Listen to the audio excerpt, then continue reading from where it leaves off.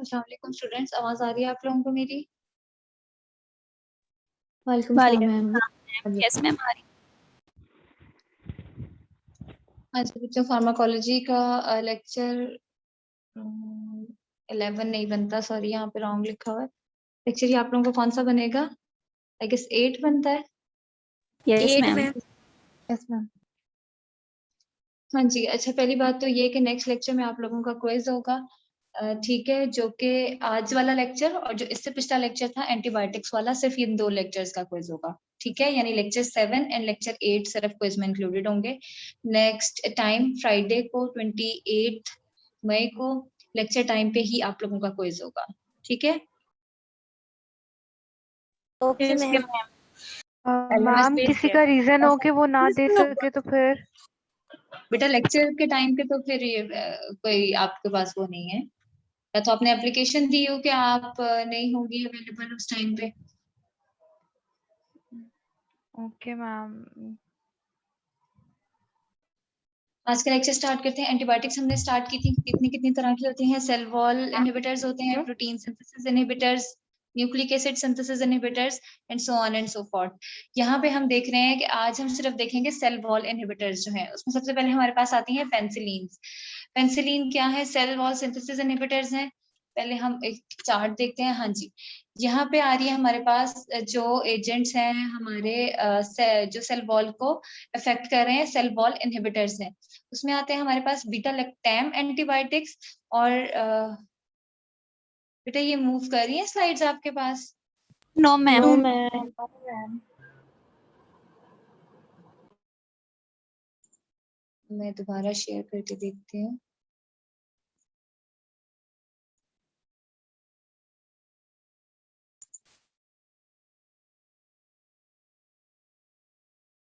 Ma'am जी बच्चे। Ma'am को इसका पैटर्न क्या होगा? बेटा एमसीक्यूज होंगे। मैम कितने जी बच्चे, कितने एमसीक्यूज थोड़े से होंगे? एमसीक्यूज होंगे, बहुत ज्यादा नहीं होंगे। शॉर्ट सा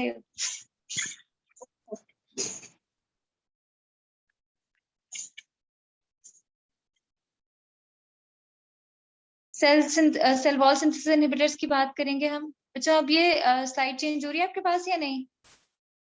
यस मैम हो रही है। बेटा आई गेस चार्ट शो हो रहा है आप लोगों को? आई गेस नहीं हो रहा। No ma'am. No ma'am, 4th slide show हो रही है।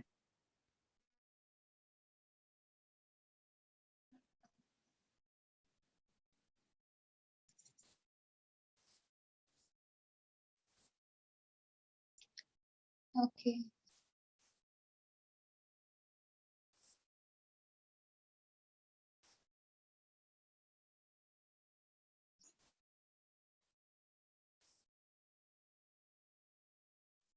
हाँ जी,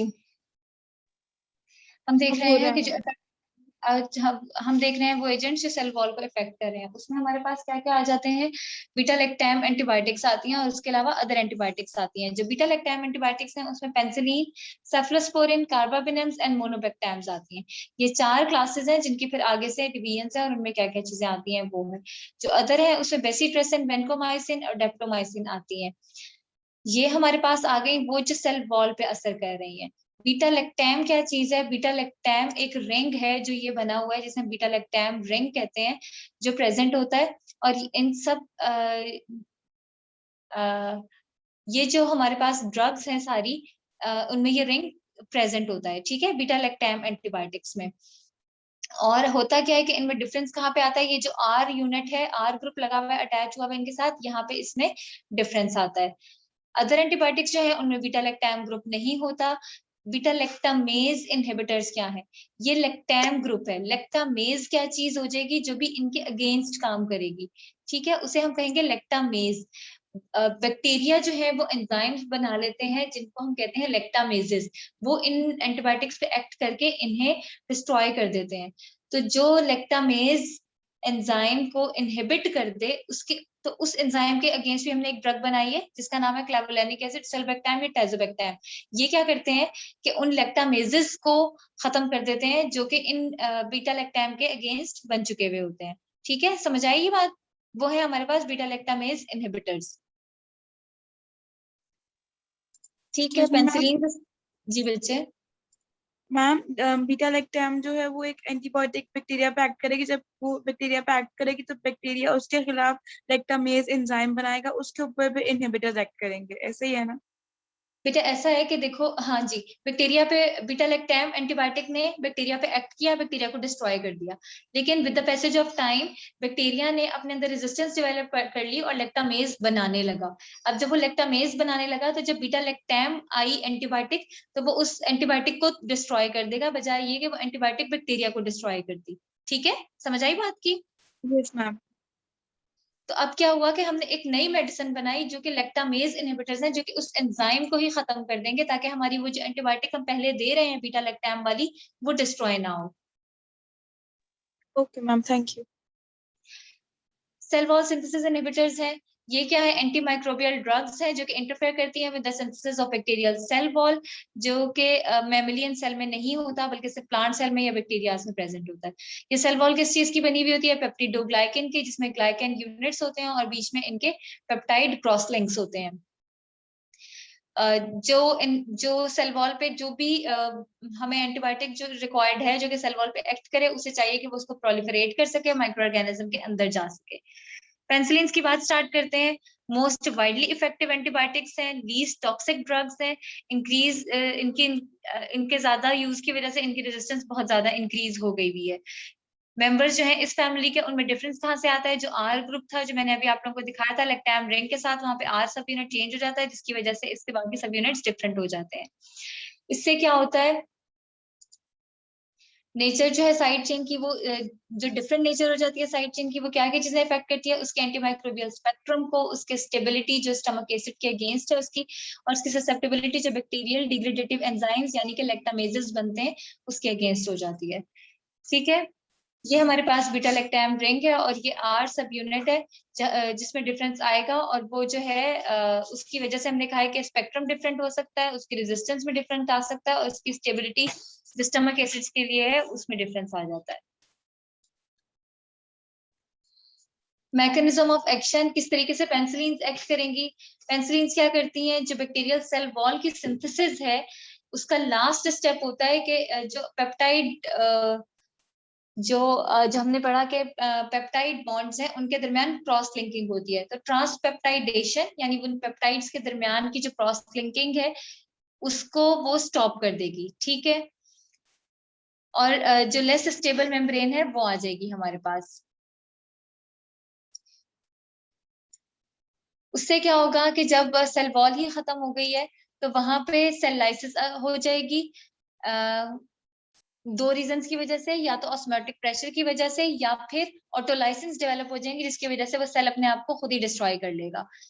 दस ये जो हमारे पास ड्रग्स आई ये हमारे पास क्या हो गई? बैक्टीरियसिडल हो गई। जो हमने पढ़ा था बैक्टीरियसिडल होती है या बैक्टीरियोस्टैटिक होती है, तो यानी बैक्टीरियसिडल ड्रग्स ये इस वजह से हो गई क्योंकि इन्होंने मजबूर कर दिया बैक्टीरिया को कि वो डिस्ट्रॉय हो जाए, उसे खत्म ही कर दिया।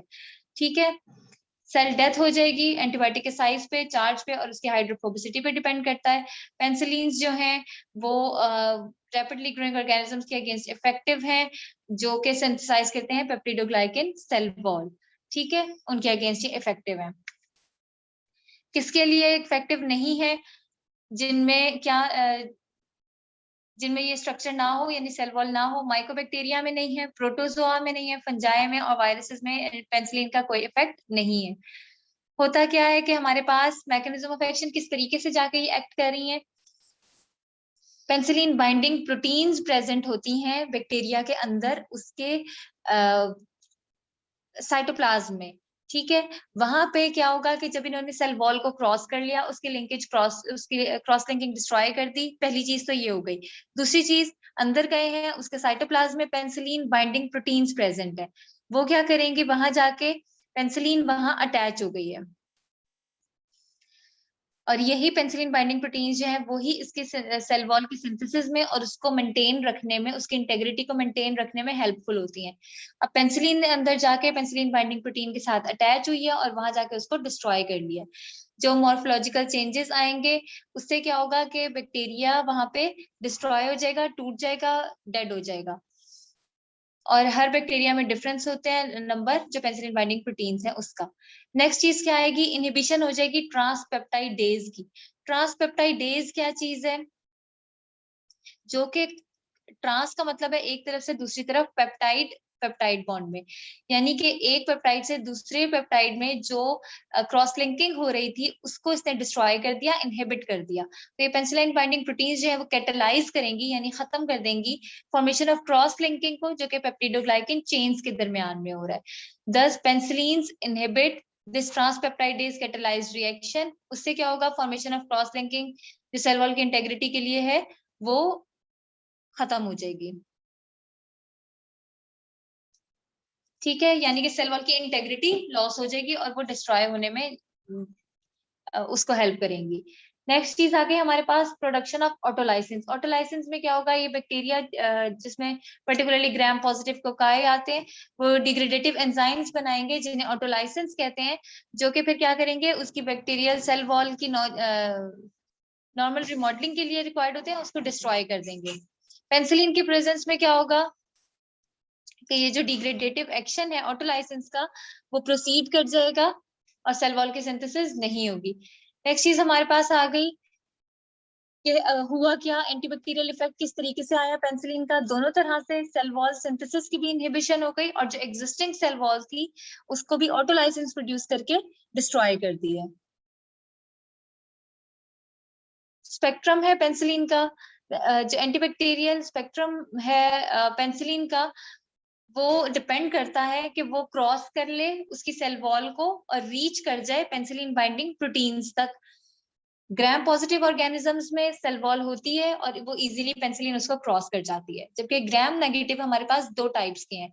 एक है हमारे पास जो कि जिनमें आउटर लिपोपॉलीसेकेराइड मेम्ब्रेन है और एक है जिनमें हमारे पास ये मेम्ब्रेन प्रेजेंट है, लेकिन इस मेम्ब्रेन में वाटर चैनल्स हैं जिसको हमने पोरेंस कहा है। तो ये जो हमारी लिपोपॉलीसेकेराइड मेम्ब्रेन जिनमें आ जाती है वो उसके अराउंड एक एनवेलप बना देती है और इनको इस ड्रग को अंदर एंटर नहीं होने देती सेल वॉल तक। इसकी वजह से ये रेजिस्टेंट है उससे, क्योंकि वो वाले ग्राम नेगेटिव बैक्टीरिया जिनमें लिपोपॉलीसेकेराइड बाइलेयर तो प्रेजेंट है लेकिन उनमें वाटर फिल्ड चैनल्स हैं जिन्हें हमने पोरेंस कहा है, वहां से ये लिपिड सॉल्युबल ड्रग जो है वो वाटर सॉल्युबल ड्रग जो है वो एंटर हो जाती है। नेचुरली अक्रिंग जो पेनिसिलिन, जी बच्चे। मैम स्पेक्ट्रम रिपीट कर दें लास्ट पॉइंट। बेटा ग्राम पॉजिटिव का हमने बताया कि उसमें सेल वॉल प्रेजेंट है, उस सबके अगेंस्ट ये इफेक्टिव है, जबकि ग्राम नेगेटिव में दो तरह के आ गए। ग्राम नेगेटिव में एक वो है जिनमें लिपोपॉलीसेकेराइड मेम्ब्रेन प्रेजेंट है जो एनवेलप कर देती है और जो वाटर सॉल्युबल ड्रग्स हैं इनमें से उनको एंटर नहीं होने देती, जबकि जो ग्राम नेगेटिव जिनमें लिपोपॉलीसेकेराइड एनवेलप तो प्रेजेंट है लेकिन उनमें वाटर फिल्ड चैनल्स प्रेजेंट है जो अलाउ करते हैं कि वाटर सॉल्युबल ड्रग वहां से पास कर जाए उन चैनल्स में से, उसको सिर्फ उन ग्राम नेगेटिव बैक्टीरिया के लिए ये इफेक्टिव है। ठीक है, नेचुरल पेनिसिलिन जो अवेलेबल है एंटी स्टेफाइलोकोकल है। फर्मेंटेशन कहाँ से ड्रॉ की, पेनिसिलिन क्राइसोजेनम की उससे फर्मेंट करके की। इसमें एम्पिसिलिन आती है वो सेमी सिंथेटिक हो गई। इनमें डिफरेंस कहाँ आ रहा था, आर ग्रुप्स में, जो कि अमाइनो पेनिसिलिनिक एसिड का जो 6 अमाइनो पेनिसिलिनिक एसिड है उसके न्यूक्लियस के साथ बीटा लैक्टम ग्रुप के साथ अटैच हुआ होता है।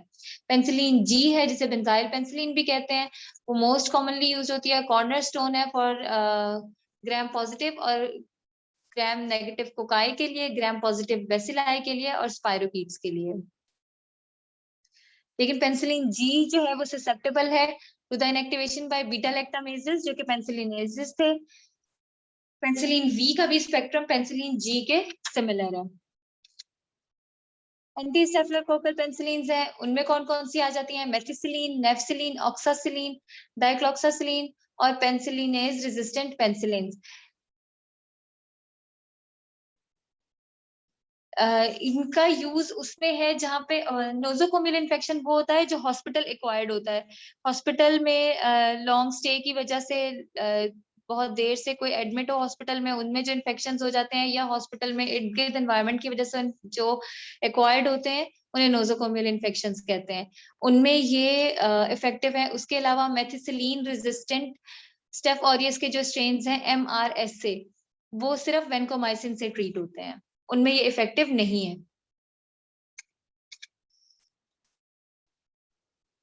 एक्सटेंडेड स्पेक्ट्रम पेनिसिलिन हैं जिनमें एम्पिसिलिन और एमोक्सिसिलिन है, ग्राम नेगेटिव बेसिलाई के अगेंस्ट इफेक्टिव हैं।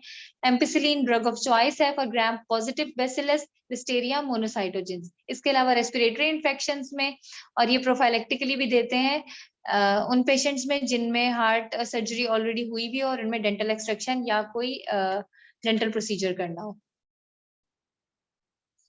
ये पहले भी बात की थी कि इसकी रेजिस्टेंस बहुत ज्यादा डेवलप हो चुकी हुई है, क्योंकि लैक्टामेज एंजाइम बन जाता है। उससे क्या हुआ है कि इसके अलावा हीमोफिलस इन्फ्लुएंजा जो है वो भी इससे रेजिस्टेंट है, और लैक्टामेज इनहिबिटर जो हमने बात की थी कि वो बन गया, जिसको फिर हम जिसके लिए देन हम क्लेवुलानिक एसिड, सेल्बेक्टैम और टेजोबेक्टैम यूज करते हैं। एंटी सुडोमोनल पेनिसिलिन हैं जिनमें कार्बेंसिलिन, टेट्रासिलिन, पिप्रासिलिन आती हैं। ये इन बैक्टीरिया के अगेंस्ट इफेक्टिव है। एंटी सुडोम पी ओरिजिनोसा के अगेंस्ट भी इनकी है, और इनकी फॉर्मुलेशन कंबाइन की जाती है क्लेवुलानिक एसिड के साथ। उससे फायदा ये होता है कि जो बीटा लैक्टैम एंटीबायोटिक है उसके साथ हम बीटा लैक्टामेज इनहिबिटर दे देते हैं, तो वो जो लैक्टामेज एंजाइम बना है उसको भी डिस्ट्रॉय कर देती है, और बीटा लैक्टैम एंटीबायोटिक को मार्जिन मिल जाता है अपना फंक्शन करने का इफेक्टिवली। अमाइनोग्लाइकोसाइड्स के साथ कॉम्बिनेशन में देते हैं तो साइनर्जिस्टिक इफेक्ट आता है। साइनर्जिस्टिक इफेक्ट हमने पढ़ा था कि क्या होता है कि एनहांस्ड इफेक्ट आता है। क्यों? इससे फायदा ये होता है कि पेनिसिलिन जो है वो सेल वॉल को डिस्ट्रॉय करती हैं, इनहिबिट करती हैं, और वो अमाइनोग्लाइकोसाइड को फैसिलिटेट करती हैं कि वो एंटर हो जाए। अमाइनोग्लाइकोसाइड्स प्रोटीन सिंथेसिस इनहिबिटर्स हैं, वो उसको फैसिलिटेट करती हैं कि वो अंदर एंटर हो जाए और प्रॉपर्ली अपना फंक्शन करते। इससे हमें फिर एनहांस्ड एंटीमाइक्रोबियल एक्टिविटी अचीव हो जाती है। किन ऑर्गेनिजम्स में रेजिस्टेंस डेवलप हो जाती है? जिनमें या तो पेप्टिडोग्लाइकन सेल वॉल लैक कर जाए, या जिनमें इम्परमिएबल हो जाए ड्रग से। इसके अलावा एक्वायर्ड हो जाती है, यानी कि एक प्लाज्मिड से दूसरे प्लाज्मिड में ट्रांसफर हो गई है, तो वहां पे इसकी रेजिस्टेंस डेवलप हो जाती है।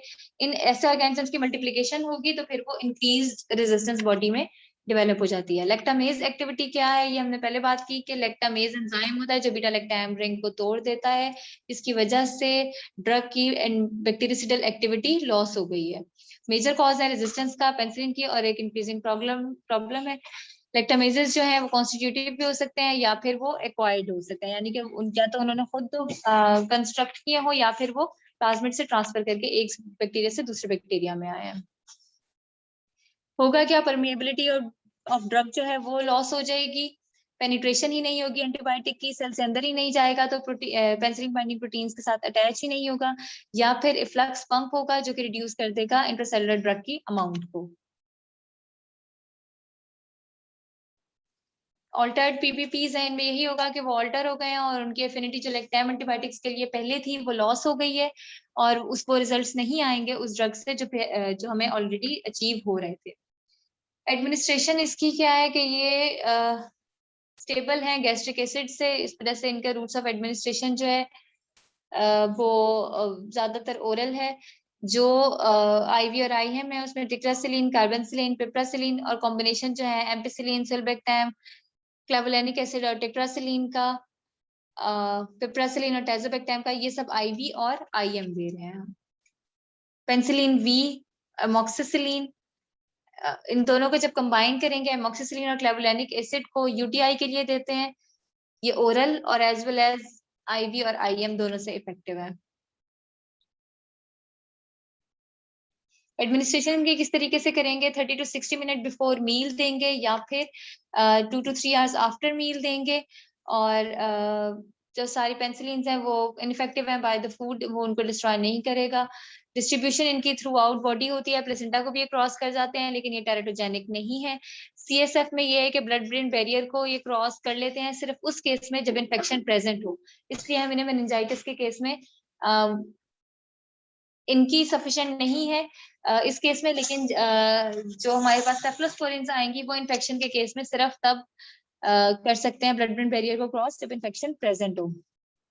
इसके अलावा प्रोस्टेट को भी क्रॉस नहीं करते, इस वजह से उसमें भी इनइफेक्टिव है। मेटाबॉलिज्म इनका जो है वो किडनी में मेटाबोलाइट्स इनके जो है वो कलेक्ट होते हैं, जिसकी वजह से रीनल इनसफिशिएंसी जिन पेशेंट्स में हो उनमें इसको हम अवॉइड करेंगे। और अगर किसी में किडनी फेलियर वाला पेशेंट हो तो उसमें जो पेनिसिलिन जी की हाफ लाइफ है वो 1 आवर 10 मिनट से बढ़ के 1 आवर से बढ़ के 10 आवर्स तक चली जाती है, जिसकी वजह से वो डेंजरस हो जाता है, नेफ्रोटॉक्सिक हो जाता है। इसके अलावा ब्रेस्ट मिल्क में भी पेनिसिलिन क्या अमाउंट मिलती है। एडवर्स इफेक्ट्स क्या है? हाइपरसेंसिटिविटी हो सकती है, डायरिया, नेफ्राइटिस, न्यूरोटॉक्सिसिटी, हेमेटोलॉजिकल टॉक्सिसिटीज हो सकती हैं और कैटाइन टॉक्सिसिटी है। बच्चों पेनिसिलिन समझ आई है, आगे स्टार्ट करते हैं फिर सेफलोस्पोरिन्स।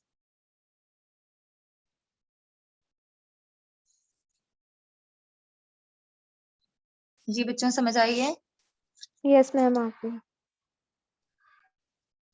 सेफलोस्पोरिन, Yes, कार्बापेनेम्स और मोनोपेटेम्स ये सब भी बीटा लैक्टम एंटीबायोटिक्स हैं। इनका भी मैकेनिज्म ऑफ एक्शन सेम ही है, स्ट्रक्चरली और फंक्शनली ये रिलेटेड है पेनिसिलिन के साथ, सेमी सिंथेटिकली बनाए गए हैं। इनमें क्या है कि 7 अमाइनो सेफलोस्पोरिक एसिड, उसमें 6 था, इसमें 7 आ जाता है। मोड ऑफ एक्शन इनका सेम है पेनिसिलिन से और सेम रेजिस्टेंट मैकेनिज्म्स है। ये लैक्टामेजेस से ये रेजिस्टेंट है पेनिसिलिन के मुकाबले में, यानी कि जो बीटा लैक्टम रिंग को तोड़ता है एंजाइम लैक्टामेज, उसको ये फिर भी उसके तरफ रेजिस्टेंस शो करती हैं और अब खुद डिग्रेड नहीं होती। साइड चेन एक अटैच हुई है जिसकी वजह से 7 अमाइनो सेफलोस्पोरिक एसिड हो गया है। होल फैमिली में सेफलोस्पोरिन एंटीबायोटिक्स बनती हैं और फिर उनको हमने आगे से 4 जनरेशंस में डिवाइड किया है। इन सब का एक्शन भी बैक्टीरियसिडल है। मैकेनिज्म ऑफ एक्शन इनका सेम है एज पेनिसिलिन, इनहिबिट करेगा सेल वॉल सिंथेसिस को, बाइंड करेगा पेनिसिलिन बाइंडिंग प्रोटीन्स के साथ, लेकिन इनमें जिन प्रोटीन्स के साथ वो बाइंड करता है वो डिफरेंट है।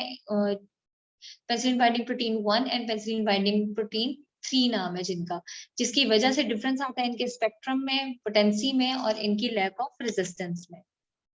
वही सारे मैकेनिज्म ऑफ एक्शन जो हमने पेनिसिलिन के डिटेल में पढ़े थे, यहाँ पे सिर्फ पॉइंट्स में लिख दिए। इनहिबिशन करेगा ट्रांसपेप्टाइडेशन की, इम्परफेक्ट सेल वॉल बनेगी, ऑस्मोटिक ड्राइव होगी, एक्टिवेशन हो जाएगी ऑटोलाइसिन एंजाइम्स की, लाइसिस ऑफ बैक्टीरिया हो जाएगा, 10 बैक्टीरियासिडल एक्टिविटी अचीव हो जाएगी।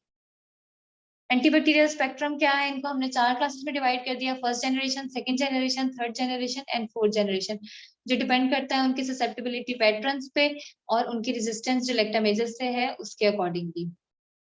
एमआरएसए के अगेंस्ट इनइफेक्टिव हैं, एल मोनोसाइटोजेंस के, क्लोस्ट्रिडियम डिफिसाइल के और एंटेरोकोका, इन सब के अगेंस्ट ये इनइफेक्टिव है। फर्स्ट जनरेशन में ये ड्रग्स आती हैं, सेफालेक्सेन, सेफाड्रॉक्सिल, सारे नाम याद करने की जरूरत नहीं है, 1-2 नाम लेकिन आप लोगों को पता होने चाहिए। फर्स्ट जनरेशन सेफलोस्पोरिन जैसे एक्ट करती हैं जैसे पेनिसिलिन जी का सब्स्टिट्यूट हो, और ये रेजिस्टेंट है स्टेफिलोकोकल पेनिसिलिनेज से। प्रोटियस मिराबिलिस, ई कोलाई, क्लेब्सिला, इनके अगेंस्ट ये जो है वो इफेक्टिव है। ठीक है, Proteus mirabilis, E coli and Klebsiella. ठीक है, सेकेंड जनरेशन है सिफाक्लोर, सेफोरेनाइड, ये सारे भी सारे नाम याद करने की जरूरत नहीं है। सिफोरेक्साइम इंपॉर्टेंट है इसमें से, इनकी ग्रेटर एक्टिविटी है। बाकी सारा स्पेक्ट्रम सेम है, लेकिन इन 3 ग्राम नेगेटिव के अगेंस्ट भी इनकी एक्टिविटी ज्यादा है, जिनमें एच इन्फ्लुएंजा आ जाता है, एंटेरोबैक्टर, एरोजेंस और निजेरिया स्पीशीज आती हैं। थर्ड जनरेशन सेफोटेक्साइम, सेफ्ट्राएक्सोन, सेफ्टेजिडाइन, ये इंपॉर्टेंट है, सारे नाम बेशक आप लोग ना याद करें। सेकंड जनरेशन भी ग्राम नेगेटिव के अगेंस्ट थी और फर्स्ट जनरेशन हमने पढ़ा था ग्राम पॉजिटिव के अगेंस्ट है। जो थर्ड जनरेशन की हमने बात की है वो फर्स्ट जनरेशन से तो इंफीरियर है अपनी एक्टिविटी में, लेकिन ग्राम पॉजिटिव की एक्टिविटी में, लेकिन ग्राम नेगेटिव के लिए इसकी एनहांस्ड एक्टिविटी है सेकंड जनरेशन के भी मुकाबले में। और ये मेनिंजाइटिस के केस में ड्रग ऑफ चॉइस है क्योंकि ब्लड ब्रेन बैरियर को क्रॉस कर लेते हैं, सिर्फ उस केस में जबकि इन्फेक्शन प्रेजेंट हो। और इसकी पी ओरिजिनोजा के अगेंस्ट भी एक्टिविटी है सेफ्टेजिडाइन की। फोर्थ जनरेशन है, इसमें सेफिपाइन सेफोजोप्रान आती है। ये फोर्थ जनरेशन है, इनको पेरेंटरली एडमिनिस्टर करते हैं। वाइड एंटीबैक्टीरियल स्पेक्ट्रम है इनका। इसके अलावा एरोबिक ग्राम नेगेटिव में, एंटेरोबैक्टर इकोलाई में, नमूनिया में और पी ओरिजिनोजा में भी इनके जो है वो इफेक्टिव है। रेजिस्टेंस है सेफ्लोस्पोरिन की, इजीली पेनिसिलिन से रेजिस्टेंट नहीं होती, लेकिन जो है लैक्टामेजेस जो कि एक्सटेंडेड स्पेक्ट्रम है उसके लिए ससेप्टेबल है। इम्परमिएबिलिटी हो जाएगी एंटीबायोटिक की, अपनी जगह तक पहुंचेगा ही नहीं। ऑल्ट्रेशन हो जाएगी पेनिसिलिन बाइंडिंग प्रोटीन्स की, या इलेबोरेशन हो जाएगी बीटा लैक्टामेजेस की जो कि हाइड्रोलाइज कर देंगे इसके बीटा लैक्टैम रिंग को और इसे इनएक्टिव कर देंगे। मोस्टली आईवी और आईएम दी जाती है क्योंकि इनकी ओरल एब्जॉर्प्शन पुअर होती है। वाइडली डिस्ट्रीब्यूट होती हैं बॉडी में, सीएसएफ में भी चली जाती हैं उसी केस में अगर के मेनिंजाइटिस होगा। और एच इन्फ्लुएंजा जो मेनिंजाइटिस कॉज करेगा स्पेशली न्यूनेट्स में और चाइल्डहुड में, उसमें ये इफेक्टिव होती हैं सेफ्ट्राइक्सोन और सेफोटेक्साइन। सेफाजोलिन का यूज ये है कि ये सर्जरी से पहले ऑलमोस्ट 1.8 आवर पहले 1.8 इसकी 1.8 आवर इसकी हाफ लाइफ होती है, इसलिए ये ऑलमोस्ट जो है वो 3 आवर्स पहले सर्जरी से दे दिया जाता 1 आवर पहले सर्जरी से दे दिया जाता है। और अगर प्रोलॉन्ग प्रोसीजर हो जाए इंट्रा ऑपरेटिव तो फिर सेफाजोलिन दी जाती है during operation. Most surgical procedures में इफेक्टिव होती है जिनमें ऑर्थोपेडिक सर्जरी भी आ जाती है क्योंकि ये बोन को भी क्रॉस कर जाती है। इसके अलावा ये प्लेसेंटा को भी क्रॉस करती हैं। बायो ट्रांसफॉर्मेशन इनकी भी किडनीज में हो रही है, ग्लोमेरुलर फिल्ट्रेशन होती है जिसकी वजह से ये वही अगेन बात आ गई जैसे पेनिसिलिन की थी कि नेफ्रोटॉक्सिसिटी कॉज करेंगी और अगर कोई रीनल फेलियर का पेशेंट हो तो उसमें इनको नहीं देना। सेफ्ट्राइक्सोन की बात यह है कि वो बाइल में और फीसेस में भी होता है, इसलिए इसको इसलिए इसकी जो है इफेक्टिव है उन पेशेंट्स में जिनमें रीनल इंसफिशिएंसी हो। एडवर्स इफेक्ट्स एलर्जिक मैनिफेस्टेशंस आ जाएंगी। एलर्जिक मैनिफेस्टेशन सेफ्लोस्पोरिन की ज्यादातर उनमें देखी गई हैं जिनमें पेनिसिलिन से भी एलर्जिक रिएक्शन कॉज हुए थे। इंडिविजुअली सिर्फ सेफ्लोस्पोरिन से एलर्जी हो ऐसे बहुत कम पेशेंट्स हैं। जिनमें पेनिसिलिन से एलर्जी हो उनमें से कॉशन के साथ यूज करना चाहिए, और जो वही बात आ गई कि वो बहुत कम है उनमें जिनमें पेनिसिलिन से एलर्जी ना हो, उनमें कम है। पेन हो सकती है आफ्टर आईएम इंजेक्शन, थ्रोम्बोफिलिबाइटिस हो सकता है, डायरिया है, रैशेस फ्रीक्वेंट है, फ्रीक्वेंट एनाफाइलैक्सिस है, एंजियोडीमा, एस्थमा और अर्टिकेरिया। थेराप्यूटिक यूजेस क्या है? फर्स्ट जनरेशन को एक्सेलेंट है स्किन और सॉफ्ट टिश्यू इन्फेक्शंस के लिए, सर्जिकल प्रोफाइलैक्सिस के लिए जो कोई जिसमें कोई स्किन फ्लोरा इन्वॉल्व हो उनमें। सेकंड जनरेशन जो है उसको डिस्प्लेस कर दिया हुआ है थर्ड जनरेशन ने ग्राम नेगेटिव इन्फेक्शंस के लिए। Third generation drug of choice है फॉर गोनोरिया और सेफ्ट्राइक्सोन फॉर एंटेरिक फीवर, सेफोटोक्साइम और सेफ्ट्राइक्सोन कम्युनिटी एक्वायर्ड नमूनिया के लिए। बाकी लैक्टैम एंटीबायोटिक्स हैं जिनमें कार्बापेनम्स आती हैं। उनमें क्या है, लैक्टैम ये वो सिंथेटिक एंटीबायोटिक्स लैक्टैम एंटीबायोटिक्स हैं जिनमें पेनिसिलिन का वही स्ट्रक्चर में डिफरेंट आएगा कि वहां पे क्या हुआ है कि कार्बन एटम की जगह सल्फर एटम अटैच हो जाएगा। इमीपिनम, मीरोपिनम, एर्टापिनम आती हैं जिसमें, और इनको हम सिलेस्टेटिन के साथ देते हैं जो कि कंबाइन इफेक्ट आता है कि फिर वो इनकी डीहाइड्रोपेप्टाइडेज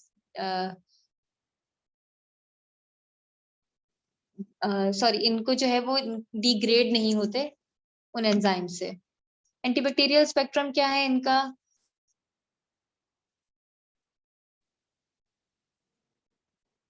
हाँ जी, हाइड्रोलाइसिस कर देते हैं मोस्ट लैक्टामेजेस को भी जो कि एंजाइम डेवलप हुआ था इनके, इसलिए इनका एम्पेरिक थेरेपी में यूज करते हैं against penicillinase producing gram positive and gram negative organisms. यानी ग्राम पॉजिटिव और वो ग्राम नेगेटिव जो कि पेनिसिलिन को डिग्रेड कर रहे हैं, जो पेनिसिलिनेज प्रोड्यूसिंग हो गए हैं उनके अगेंस्ट। इसके अलावा एनारोब्स में पी ओरिजिनोजा के लिए यूज होता है। मीरोपिनम की एंटीबैक्टीरियल एक्टिविटी इमीपिनम की जैसी ही है। एर्टापिनम जो है वो ऑल्टरनेटिव नहीं है पी ओरिजिनोजा की कवरेज के लिए, क्योंकि इसके जो है उसमें बहुत ज्यादा रेजिस्टेंस देखी गई है। इमिपिनम और मिरोपिनम की फार्माकोकाइनेटिक्स है, आईवी दिए जाते हैं, penetrate well into body tissue and fluids, CSF को भी क्रॉस कर जाते हैं, एक्सक्रीशन इनकी भी ग्लोमेरुलर फिल्ट्रेशन से है, इनकी भी क्लीवेज होती है डिहाइड्रोपेप्टाइडेज से, जो कि प्रॉक्सिमल रीनल ट्यूब्यूल में ही होता है। नेफ्रोटॉक्सिसिटी कॉज करते हैं, अगेन वही सारी चीजें हैं, लेकिन जो कंपाउंड है इमिपिनम का और सिलेस्टेटिन का वो प्रोटेक्ट कर लेता है पेरेंट ड्रग को, और से टॉक्सिक मेटाबोलाइट्स नहीं बनते, जिसकी वजह से हम इस कॉम्बिनेशन को यूज कर सकते हैं यूटीआई में। एडवर्स इफेक्ट्स क्या है? नोजिया, वॉमिटिंग, डायरिया, एओसिनोफिलिया, न्यूट्रोपिनिया भी हो जाता है, और हाई लेवल्स जो है उनसे सीजर्स भी हो सकते हैं। इमिपिनम के, मिरोपिनम से ऐसा कुछ भी नहीं होता।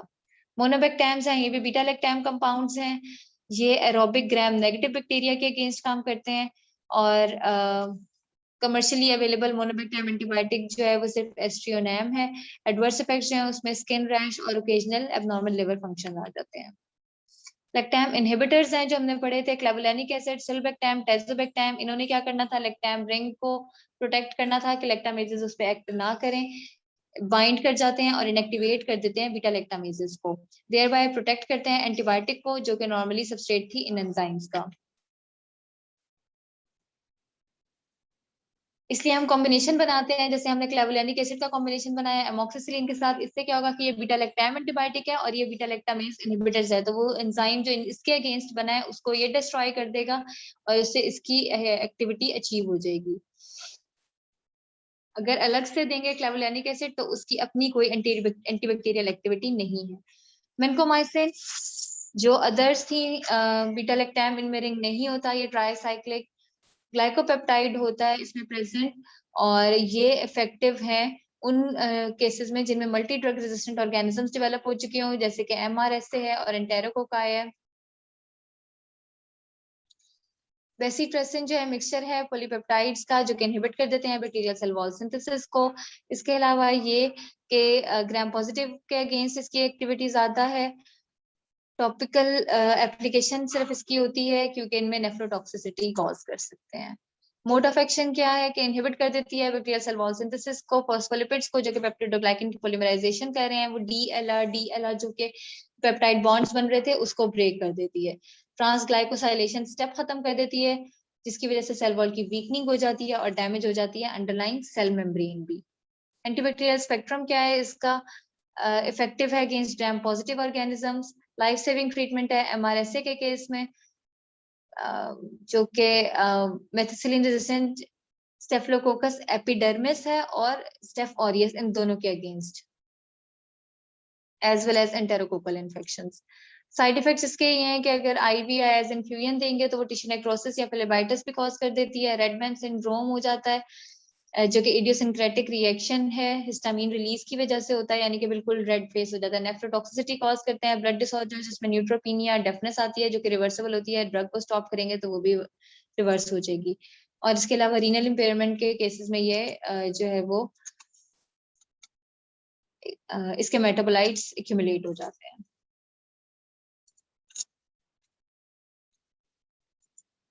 जी ये इतना ही है आज का लेक्चर। पेनिसिलिन्स और सेफलोस्पोरिन्स बेसिकली सेल वॉल इनहिबिटर्स ये सारे कवर कर लिए हैं, बाकी आगे नेक्स्ट टाइम पढ़ेंगे। सिर्फ इन 2 लेक्चर्स का आपका क्विज होगा नेक्स्ट टाइम, ये जो आज वाला लेक्चर है और जो लास्ट टाइम हमने एंटीबायोटिक्स वाला लेक्चर पढ़ा था, इंट्रोडक्शन एंटीबायोटिक्स का। कोई चीज पूछनी हो तो पूछ लें बच्चों।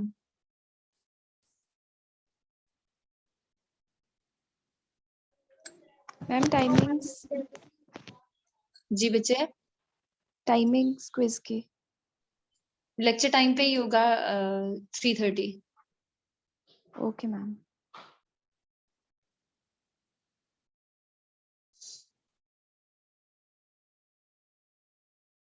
जी बच्चों, और किसी ने कोई चीज पूछनी है?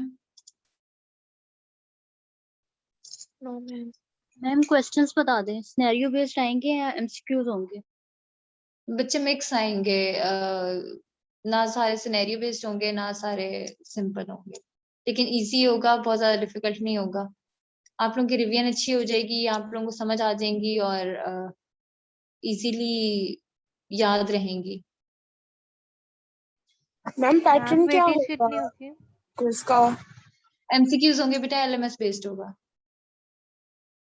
मैम वेटेज टाइम का कितनी इशू ना होगी? हो। जी बच्चे, वेटेज कितनी होगी क्विज की? बेटा क्विज आप लोगों का, क्विज की वेटेज वैसे 10% है, लेकिन हम कोशिश करेंगे कि एक दो क्विज और ले लें ताकि इसकी वेटेज कम हो जाए, ताकि सबकी थोड़ी थोड़ी परसेंटेज हो जाए और किसी एक की डायरेक्ट 10% ना हो। एक और ले लें और दोनों की मिला के 5-5 कर लें।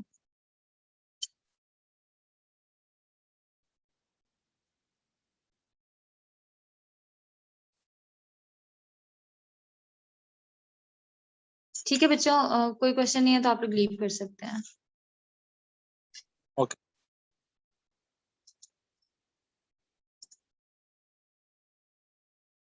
अल्लाह हाफिज। अल्लाह हाफिज।